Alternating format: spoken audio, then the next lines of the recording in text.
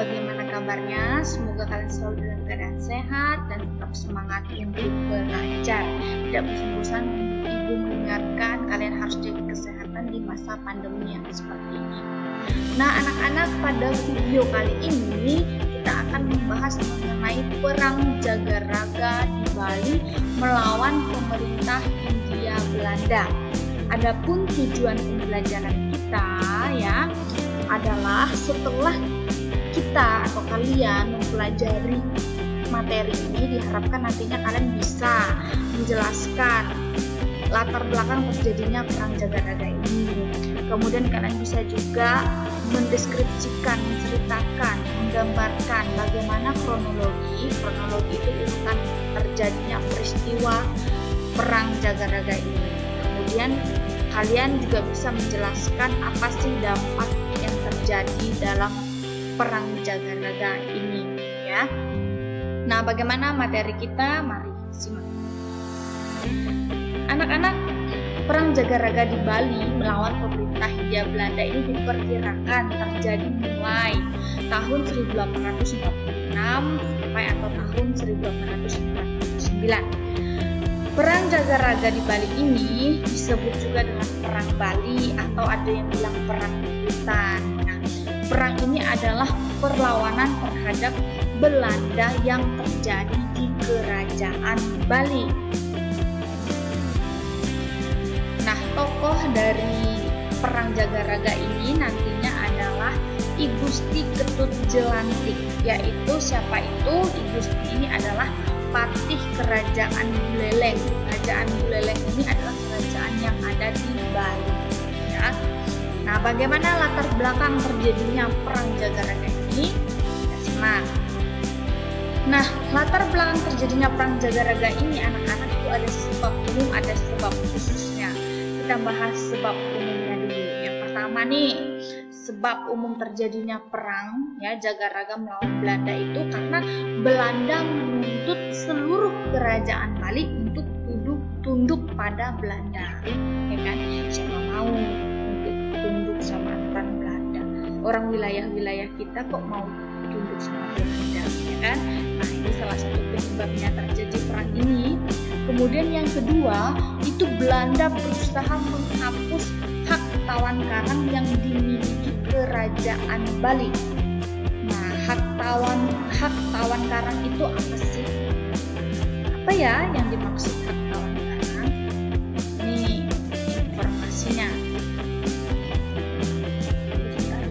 Nah, hak tawan karang itu adalah menyatakan atau peraturan bahwa setiap kapal yang kandas atau yang karam di perairan Bali itu menjadi hak Kerajaan Bali.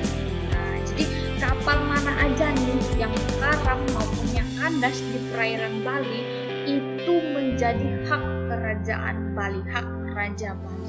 Itu adalah peraturan yang ditetapkan oleh Raja Bali pada saat itu, yaitu namanya peraturan hak tawan karang. Itu adalah salah satu sebab umum ya terjadinya perang. Apa sebab khususnya? Nah, sebab khususnya tadi kan ada peraturan hak tawan karang, ya kan? Di mana segala kapal yang karam ataupun yang kandas di perairan Bali itu menjadi milik Kerajaan Bali, Kerajaan Bali. Nah, sebab khususnya ini adalah bahwa pada saat itu kapal Belanda itu terdampar di perairan Bali, yaitu di Buleleng ya. Kapal-kapal si Belanda ini terdampar, maksudnya itu karam, kandas di Buleleng. Nah, tentu saja sesuai dengan peraturan raja Kerajaan Buleleng pada saat itu, kapal mana saja yang karam, yang kandas di perairan Bali itu adalah menjadi hak milik Kerajaan Bali, termasuk Kerajaan Buleleng pada saat itu yang ada di Bali. Pada saat itu kapal si Belanda yang karam di perairan tersebut. Jadi kapal Belanda ini menjadi hak milik Kerajaan Buleleng. Kerajaan Buleleng ini ada di Bali karena dia terdampar di Buleleng kapalnya ini, atau karam di Buleleng, kan sesuai dengan peraturan hukum adat tawan karang yang berlaku tadi. Nah, tetapi anak-anak si Belanda itu nggak terima, terus nuntut agar Buleleng ini melepaskan kapalnya, termasuklah awak kapalnya yang ditawan, dan mereka juga, Belanda juga menuntut mengembalikan harta rampasan yang ada semuanya di isi kapal tersebut, ya kan? Nah, Belanda ini juga menuntut itu tadi penghapusan hukum kawan karang ini. Terus selain menuntut penghapusan peraturan hukum hak kawan karang ini, si Belanda juga minta bahwa Bali itu mau mengakui kekuasaan Belanda. Nah, inilah sebab-sebab terjadinya perang Jagaraga melawan pemerintah Hindia Belanda. Nah, bagaimana kronologi terjadinya perang ini? Mari kita simak. Nah, anak-anak, dari latar belakang tadi yang diceritakan ada sebab umum sebab khususnya, ya kan? Terus tadi kapal Belanda tadi disita sama kerajaan Buleleng beserta seluruh isinya, terus Belanda nggak mau, minta dikembalikan, gitu kan? Nah, Raja Buleleng itu nggak mau dong memenuhi keinginan si Belanda mengembalikan kapalnya yang kandas tadi, karena sesuai dengan hukum yang berlaku, ya tentu saja kapal tersebut tetap menjadi milik kerajaan Buleleng karena kandas di. Nah, karena permintaan Belanda tadi tidak dipenuhi, maka itulah tadi terjadi perang. Nah, kemudian si Belanda ini melakukan penyerangan terhadap kerajaan Buleleng tahun 1846. Nah, setelah melakukan penyerangan, ternyata si Belanda ini berhasil menguasai kerajaan Buleleng tadi. Nah, ya kan, gara-gara tadi si Raja Buleleng ini nggak mau mengembalikan kapal mereka yang kandas, akhirnya mereka nyerang Buleleng si Belanda ini. Nah, kemudian setelah tadi kerajaan Buleleng sudah porak-poranda oleh Belanda, Raja Buleleng ini menyingkir ke Jagaraga dibantu oleh kerajaan Karangasem. Nah, ini for your information bahwa inilah Buleleng nih, kerajaan Buleleng ini ada di sini, ya kan? Nah, antara kerajaan Buleleng dan Jagaraga itu satu wilayah. Di wilayah ini hanya saja ada beberapa jaraknya berapa meter atau kilometer, ibu belum mendapatkan kepastiannya. Dia sama-sama di wilayah Buleleng, hanya kerajaan Buleleng dan Jagaraganya adalah di tempat yang berbeda. Nah, ini kerajaan Karangasemnya di sini. Ini adalah peta kerajaan-kerajaan di Pulau Bali. Nah, jadi tadi kerajaan Buleleng ini porak-poranda, kan, oleh Belanda. Nah, Raja Buleleng ini menyingkir ke Jagaraga, masih di daerah sini, ya, tapi beda wilayah, dibantu oleh kerajaan Karangasem, ya.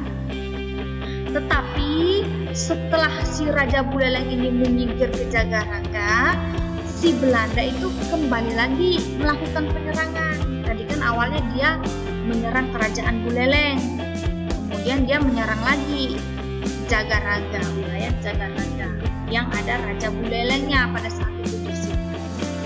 Nah, pada saat Belanda melakukan penyerangan Jagaraga itu, Belanda dipimpin oleh Jenderal Michel.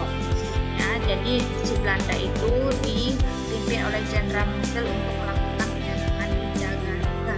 Sedangkan kerajaan Buleleng sendiri melakukan perlawanan kepada Belanda itu dipimpin oleh Patih Jelantik ini tadi. Nah, kemudian ternyata Belanda ini berhasil merebut benteng Jagaraga. Nah, tadi Belanda udah berhasil merebut kerajaan Buleleng, terus dia juga berhasil merebut benteng Jagaraga. Nah, melihat hal ini, Belanda juga melanjutkan ekspedisi militer kembali. Jadi mereka udah dapat kerajaan Buleleng, mereka juga berhasil merebut benteng Jagaraga. Mereka melakukan ekspedisi perjalanan kembali di tahun 1849. Kemudian tahun 1906 Belanda melakukan penyerangan kembali dengan sasaran kerajaan Bali lagi. Ya, di antaranya sasarannya adalah kerajaan Gianyar, kemudian kerajaan Klungkung dan kerajaan Karangasem. Nah, melihat hal ini, tentu saja Patih Jelantik ini meradang sehingga Patih Jelantik mengobarkan perang puputan. Nah, apa itu perang puputan? Perang puputan adalah perang habis-habisan sampai titik darah penghabisan, di mana Patih Jelantik berjuang bersama rakyat untuk melawan Belanda. Pokoknya kita berjuang sampai habis-habisan, sampai titik darah penghabisan. Kalau misalnya mereka masih hidup terus masih belum menang, sampai habis-habisan lah gitu. Taruhan nyawa, ya kan? Nah, tapi pada akhirnya sudah terjadinya perang puputan itu ya, seluruh rakyat Bali itu membantu Patih Jelantik melakukan perlawanan terhadap si Belanda tadi ya, dengan perang puputan. Ingat perang puputan yaitu perang yang dilakukan habis-habisan sampai titik darah penghabisan. Tapi pada akhirnya seluruh kerajaan Bali itu jatuh ke tangan Belanda. Nah, seluruh kerajaan Bali itu jatuh ke tangan Belanda. Sehingga apa dampak dari terjadinya perang Jaganan ini? Yaitu adalah di bidang politik, seluruh kerajaan Bali tadi dikuasai oleh Belanda, kemudian berkurangnya kekuasaan raja pada kerajaannya, atau bisa disebut bahkan raja pada saat itu di bawah kekuasaan Belanda. Kemudian di bidang ekonomi itu dikuasai atau dimonopolinya perdagangan di Bali, di mana pada saat itu Bali merupakan tempat strategis ya untuk melakukan perdagangan, itu dikuasai oleh Belanda. Kemudian di bidang sosial banyak tatanan sosial yang diubah Belanda, termasuk dihapuskannya adat sute pada upacara ngaben, itu upacara adat ya kan Bali pada saat itu. Nah, anak-anak tidak bosan-bosannya ibu mengingatkan, meskipun demikian kita wajib menghargai jasa-jasa para pahlawan kita yang telah gugur demi memerdekakan Indonesia dari jajahan Belanda. Nah, anak-anak, itu tadi bagaimana peristiwa terjadinya perang Jaganaga di Bali, di mana si Belanda itu tadi mulai menuntut diakui kekuasaan di Bali, terus dia menuntut untuk dihapuskan hak tawan karang. Terus Raja Buleleng itu tidak terima, hingga akhirnya terjadi perang. Belanda berhasil untuk merebut kerajaan Buleleng, berhasil juga mendapatkan benteng Jagaraga. Kemudian dia juga melakukan penyerangan kembali di kerajaan Gianyar, kan, kerajaan Kelungkung, kan, dan kerajaan kerajaan Gianyar atau Karakasem, kan, sampai pada akhirnya si Patih Jelantik tadi mengikuti perlawanan melawan Belanda itu dengan mengobarkan perang puputan, perang yang dilakukan Patih Jelantik bersama rakyat Bali, yaitu perang habis-habisan, perang sampai titik darah penghabisan bersama seluruh rakyat Bali. Nah, namun pada kenyataannya si Belanda itu berhasil menguasai seluruh kerajaan Bali. Nah, inilah dampak-dampak dari terjadinya perang tersebut. Ya, itulah anak-anak bagaimana materi kita pada hari ini. Materi ini tidak hanya sampai pada apa ibu yang ibu jelaskan, kalian boleh mencari di berbagai sumber. Adapun hal-hal yang kalian ingin diskusikan, kalian boleh diskusikan. Oke anak-anak, tetap selalu jaga kesehatan, tetap selalu semangat untuk belajar, dan terima kasih.